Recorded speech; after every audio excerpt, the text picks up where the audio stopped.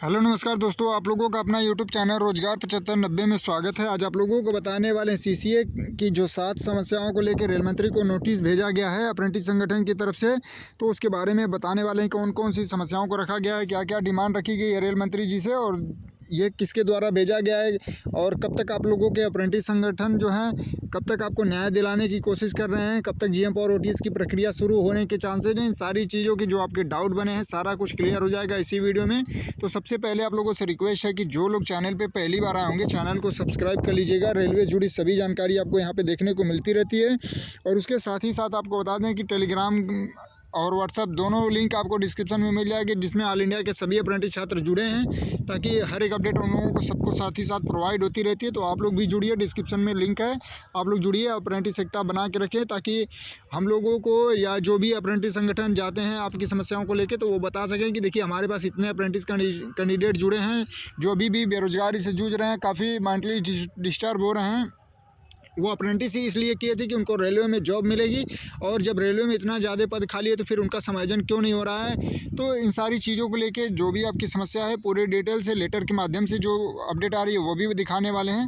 तो बिना समय गंवाए आइए आपको हम पूरे डिटेल से जानकारी प्रोवाइड कराते हैं। और उसके साथ साथ आपकी ये भी एक बहुत बड़ी जिम्मेदारी है कि आप लोग वीडियो को लाइक शेयर नहीं करते हैं, क्योंकि आपको ये लगता है कि इससे किसी का दूसरे का भला हो जाएगा। इससे दूसरे का भला नहीं होगा। आप जितना ज़्यादा लोगों तक ये वीडियो पहुंचाएंगे आपका मुद्दा उतना जल्द से जल्द हाईलाइट होगा, ताकि सभी लोग इसको जानेंगे समझेंगे, ताकि इस पर जल्द से जल्द प्रक्रिया शुरू करने की डिमांड होगी।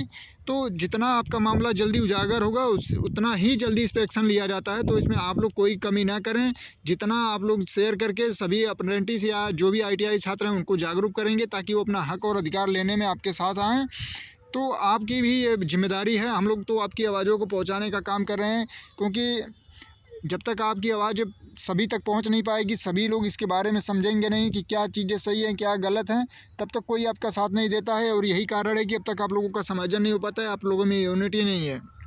तो आप लोग इसको मिस ना करिएगा। पहले तो आइए आपको लेटर के माध्यम से दिखा के पूरी जानकारी प्रोवाइड करा दें। तो जैसे कि आप लोग यहाँ पे देख पा रहे होंगे, यहाँ पे देखिए लेटर आप लोग देख पा रहे होंगे, यहाँ पे रेलवे एक्ट अप्रेंटिस 1961 के लिए रेलवे में चयन प्रक्रिया का निम्न विवरण है। ठीक है, जो चयन प्रक्रिया का विवरण है उसको यहाँ पे बताया गया। देखिए ऑल इंडिया जो अप्रेंटिस संगठन है एरा, उसका यहाँ पे लोगो आप देख पा रहे होंगे, ये इंडियन रेलवे अप्रेंटिस का यहाँ पे लगाया गया है। और यहाँ पे देखिए जो 6-7 डिमांड रखी गई थी उसका यहाँ पे एक एक इसमें नोट करके बताया गया है। देखिए यहाँ पे रेलवे रिक्वायरमेंट सेल RRC द्वारा ऑनलाइन आवेदन लेना, फिर हाई स्कूल ITI मतलब हाई स्कूल प्लस ITI के प्राप्तांक जो है उसको जोड़ के मेरिट तैयार किया जाता है अप्रेंटिस के लिए। और फिर उसको शॉर्ट लिस्टेड होने के बाद मेडिकल प्रक्रिया और इस तरीके से शुरू होती है। फिर डॉक्यूमेंट वेरिफिकेशन कराया जाता है।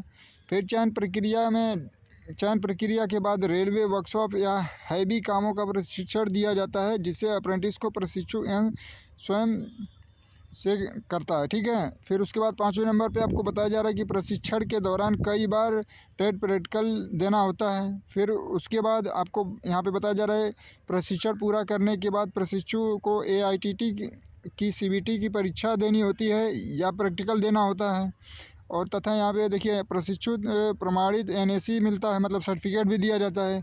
फिर यहाँ पे 7वें नंबर पे पूछा जा रहा है उनसे क्वेश्चन कि क्या रेलवे की ग्रुप D नौकरी के लिए इतना सब कम है, जब भारतीय यहाँ पे डाक सेवा जो है वहाँ पे देखिए हाई स्कूल की मेरिट के आधार पर नौकरी दे देती है। और रेलवे लगातार गुमराह करने की कोशिश कर रहा है कि रेल अप्रेंटिस को किसी चयन प्रक्रिया से नहीं गुजारा जाता है। तो सोचिए कि इसमें सारा कुछ क्लियर करके भेजा गया है कि एक जो भारतीय रेलवे है कि अप्रेंटिस को इतना प्रक्रिया करने के बावजूद भी बेरोजगार बैठा के रखी है, और एक भारतीय डाक सेवा है जो कि हाई स्कूल की मेरिट पे उनको परमानेंट जॉब दे रही है, भले ही सैलरी थोड़ी कम दे रही है। इन सारी चीज़ों को लेके भी वहाँ पे रखा जा रहा है ये मुद्दा।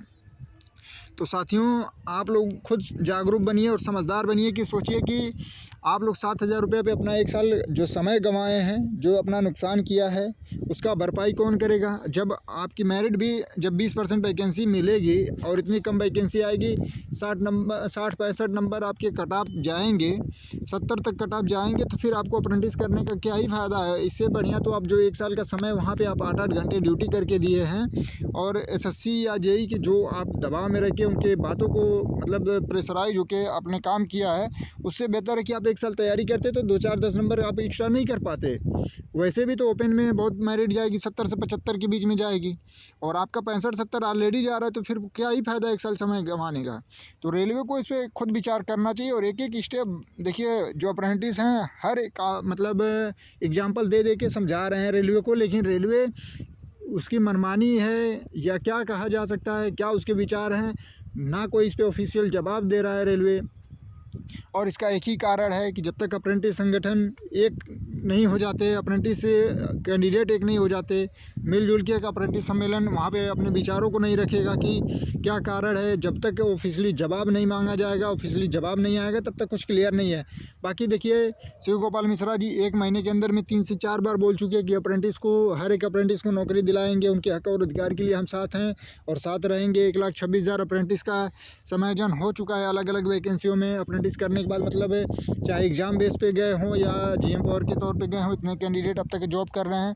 तो इस तरीके से केवल उदाहरण देने से नहीं कुछ होगा, उदाहरण के साथ साथ उनका चयन होना चाहिए। और किसी न किसी तरीके से हर एक अप्रेंटिस से परेशान है, क्योंकि वो मिडिल फैमिली से बिलोंग करते हैं वो लोग, और काफ़ी समस्या ये बनी हुई है कि वो अप्रेंटिस ही इसीलिए करते हैं कि उनको रेलवे में जॉब मिलेगी। ऐसा तो नहीं है कि अगर उनको अप्रेंटिसिप करनी होती पैसे के लिए या मतलब अलग कोई विचार से करते, तो बहुत सी कंपनियां हैं जो अप्रेंटिसिप में भी 15,000 17,000 दे रही हैं, तो फिर क्यों 7,000 रुपये पे अप्रेंटिस करते हो, जिसमें से 1,500 कार्ड भी लिए जाते थे, 5500 रुपया मिलते थे, तो पूरे साल में 10 ठो 12 ठो CL मिलते थे। तो ऐसे समय कोई अपना नुकसान नहीं करता। तो रेलवे इस तरीके से अन्याय न करे, क्योंकि आप सरकार के मेन जो जड़ है उसमें से जुड़े हैं। क्योंकि रेलवे की जो आर्थिक कमाई है या आर्थिक जो मतलब मैनेज करता है, सोचिए कि इतनी रेलवे की कमाई होती है कि उसका पहले अलग से बजट पास होता था। अगर वही लोग छात्रों के साथ या देश के छोटे गरीब तबके के छात्रों के साथ इस तरीके से करेगा रेलवे, तो फिर सबका विश्वास ही टूट जाएगा। तो आप लोग खुद जागरूक बनिए, और आप लोग जब तक जागरूक होंगे नहीं, अपने हक और अधिकार के लिए आगे आएंगे नहीं, तो आपको इसी तरीके से परेशानी का सामना करना पड़ेगा। और सबसे इम्पोर्टेंट यहाँ पे ये है कि जब सीटें फुल हो जाएंगी तो ना ही GM पावर ना ही OTS किसी चीज़ की आप डिमांड भी नहीं कर सकते। अभी तो मान लीजिए जवाब नहीं दिया जा रहा है, लेकिन अगर उस टाइम आप ये क्वेश्चन रखेंगे तो वहाँ पे बिल्कुल बोल दिया जाएगा कि वैकेंसी ही नहीं है हमारे पास, तो फिर आपका समायोजन करेंगे कहाँ? तब तो यही बोल दिया जाएगा, जब सीटें कॉन्ट्रैक्ट बेसिस पे भर दी जाएंगी या एक सर्विसमैन के तौर पे भर दी जाएंगी, तब तो यही आपको देखने को मिलेगा। ठीक है, तो बार बार हमारे कहने का मतलब, चिल्लाने का मतलब, आपको समझाने का मतलब एक ही रहता है कि आप लोग खुद जागरूक बनिए। दूसरे के कहने पे आप ना कुछ करिए, आप खुद समझदार हैं। आपकी जो एज है 2 साल ITI अप्रेंटिस करने के बावजूद, और इतना आप लोग खुद समझदार हैं कि क्या आपके लिए सही है क्या गलत है, तो इतना आप लोग फैसला ले सकते हैं। आपको बार बार हम यही चीज़ें समझाते हैं कि एकता बना के रखिए। और अप्रेंटिस 1,31,000 फॉर्म भरते हैं और ग्रुप में जुड़े हैं 1200-1400 लोग, वीडियो देखते हैं 1200-1400 लोग, तो इसका मतलब 1200-1400 लोगों का ही कंपटीशन होगा। तो फिर 6400 सीटें अप्रेंटिस की, बाकी तो सीटें खाली भी जाएंगी इस हिसाब से, यानी अप्रेंटिस है ही नहीं, केवल फॉर्म भरने आते हैं। तो 64 मतलब 1200-1400 लोगों का सिलेक्शन होगा और 5,000 सीटें लगभग खाली जाने वाली हैं अप्रेंटिस की। यही देखने में तो यही लग रहा है। तो आप लोग सभी अप्रेंटिस को जोड़िए। जो कंडीशन बनी हुई है वर्तमान में, जल्द से जल्द मार्च अप्रैल तक ये कोशिश की जा रही है कि इस पर पूरा क्लियर कर लिया जाए। GM पावर लागू होगा या नहीं होगा, नहीं होगा तो पूरी तरीके से रेलवे अप्रेंटिस बंद होनी चाहिए, क्योंकि इस तरीके से किसी का कैरियर बर्बाद नहीं होना चाहिए। तो आप लोग इसमें बढ़ चढ़ के सपोर्ट कीजिए और ज़्यादा से ज़्यादा अप्रेंटिस को एकजुट करिए, ताकि उनको भी इन समस्याओं के बारे में पता चल पाए। धन्यवाद साथियों।